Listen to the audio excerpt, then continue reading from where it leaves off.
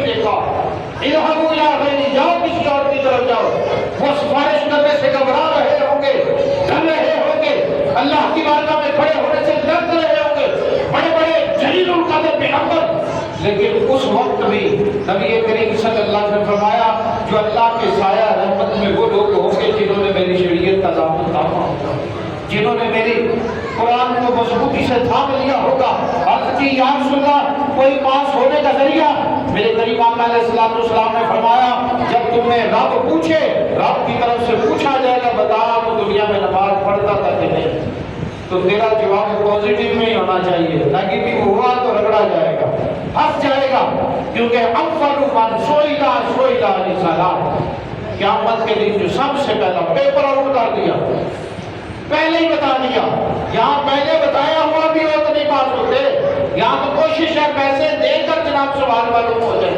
رب نے اور اس کے حبیب نے پہلے بتا دیا کہ قیامت کے دن کون کون سا سوال ہونا ہے. اب پتہ بھی ہے کہ قیامت کے دن نماز کے بارے میں پوچھا جائے گا، روزے کے بارے میں پوچھا جائے گا.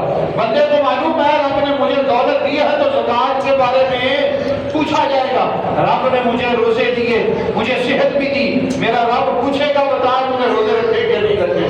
میرا رب پوچھے گا بتا تم نے روزوں کی کمی بیشی کے لیے جو تم سے ہو گئی، جو سستی ہوگی، کاہلی ہوگی، اس کے ازالے کے لیے تم نے فطرہ دیا کہ نہیں دیا، تم نے غریبوں تک اس کا حق پہنچایا کہ نہیں پہنچایا. معلوم ہے بندے کو، یہ کی معلوم نہیں، معلوم ہے. میرا رب پوچھے گا کہ بتا جوانی تو نے کہاں گزاری، تجھے میں نے ایک جنت عطا کی تھی والدین کی صورت میں، بتا تو نے خدمت کی کہ نہیں کی، تجھے میں نے جنت کے باغات عطا کیے، تو بتا ان باغوں کی سیر کرتا رہا کہ نہیں کرتا رہا، ان باغوں سے جا کے پھل کھایا کہ نہیں کھایا. حضرت انس بن مالک رضی اللہ تعالیٰ عنہ عرض کرتے یا رسول اللہ یہ جنت کے باغ کیا ہیں، اس کا پھل کیا ہے؟ میرے کریم آقا علیہ السلام نے فرمایا جنت کے باغ اللہ کی مساجد ہیں اور اس کا پھل وہ نمازیں ہیں جو انسان 5 وقت کی صورت میں ادا کرتا ہے. رب پوچھے گا بتا تو نے اس کی سیر کی کہ ہر چیز کے بارے میں رب کریم نے بتایا کہ یہ بھی پوچھا جائے گا، یہ بھی پوچھا جائے گا، یہ بھی پوچھا جائے گا.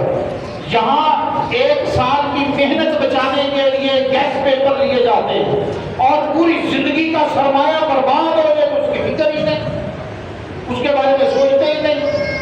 تو جہنمی جو تھے نا آپس میں جب ملیں گے تو ان سے پوچھے کہ بتا تو جہنم میں کیسے آ گیا، تو وہ کہیں گے لم ناکو من المصلین، ہم نماز پڑھا نہیں کرتے تھے.